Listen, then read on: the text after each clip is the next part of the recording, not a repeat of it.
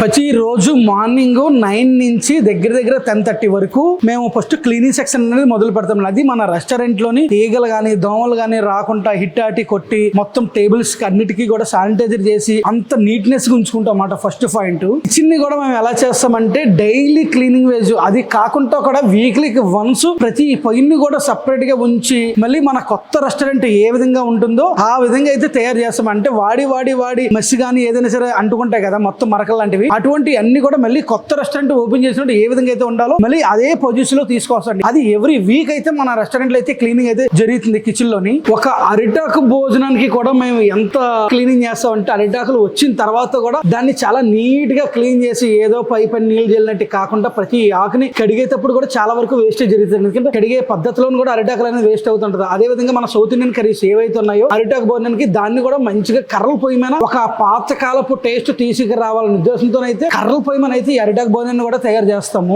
ఈ రోజు కూడా మనకి నైట్ పూట మిగిలిన నాన్ వెజ్ గానీ అదే విధంగా బిర్యానీస్ గానీ ఇవి కొన్ని వాడుతూ ఉంటారు. కానీ మన రెస్టారెంట్ లోకి వచ్చేసరికి వేస్టేజ్ ని తగ్గించుకుంటా ఉంటాము. అదే విధంగా ఏదైనా సరే మిగిలినంత మాత్రం అది నెక్స్ట్ డే రోజు ఎట్టి పరిస్థితుల్లో కూడా పెట్టమండి. ఇది మాత్రం పక్కా 100% గ్యారంటీ కూడా చెప్తున్నాను నేను. ఇన్ని జాగ్రత్తలు తీసుకున్న తర్వాతనే మన రెస్టారెంట్ లోంచి అయితే ఫుడ్ బయటకు వస్తుందండి సర్వీస్ చేయడానికి.